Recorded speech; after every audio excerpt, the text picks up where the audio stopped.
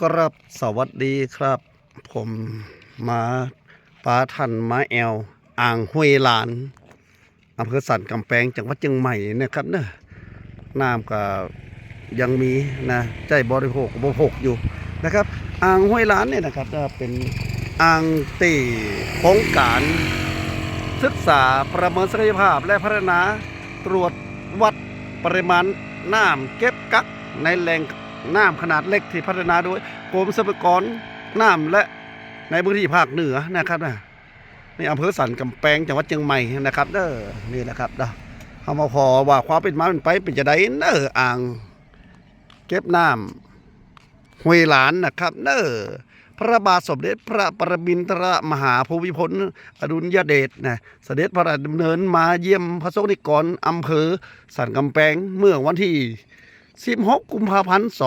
2530นะปัดวันนี้ก็30 กว่าปีแล้วนะครับเนาะมีพระราชดำริสร้างอ่างเก็บน้ำห้วยหลานขึ้นเพื่อช่วยราษฎรมีแหล่งน้ำสำหรับอุปโภคและบริโภคและเสริมการเกษตรกรรมนะครับสำนักงานเร่งรัดพัฒนาชนบทกระทรวงมหาดไทยผู้สนองพระราชดำรินะครับเด้อบริเวณนี้กับพระเปิ้ลมีพระพลาสำหรับตีประทับของพระบาทสมเด็จพระเจ้าอยู่หัวรัชกาลที่9นะครับเด้ออยู่ตามป้นไปจะเขียนว่ากรมทรัพยากรทาง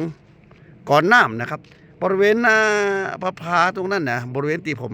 ไปคอที่เงาอยู่นั่นนะที่เปิดห่วงห้ามเน้อบ่ฮือไผมาจำเบ็ดจำกลางใส่แหน่งใส่ด่างนะแต่ถ้ารอบนอกนี่บริเวณนี้เปิดสามารถใส่ได้ถ้าไผจะมาตีอ่างห้วยล้านนี่เปิดจะมีนะครับเด้อด่านเก็บกับบริการนะครับ20 บาทต่อคนนะครับก่อน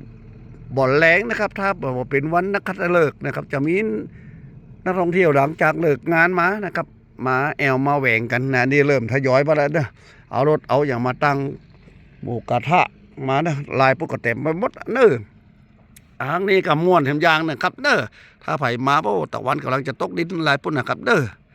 นะครับนักท่องเที่ยวก็มาสะอาดสะอ้านนะครับเปิ้นจะมีผู้ดูแลรักษาความสะอาดนะครับเด้อพอท้องฟ้าเดี๋ยวนี้หมอกควันก็บ่มีแล้วนะเชียงใหม่บ่เหมือนแต่ก่อนแล้วนะเปิ้นสั่งห้ามเด้อถ้าไผจะมาแอวมาแหวงในวันนักขัตฤกษ์ในวันหยุดราชการมาแอวที่อ่างห้วยหลานม่วนขนาดนักนะครับบรรยากาศดีนะครับขอตะลุ่มตั้งหลังเด้อโอ้นั่นนะเด้อนะครับนี่แหละ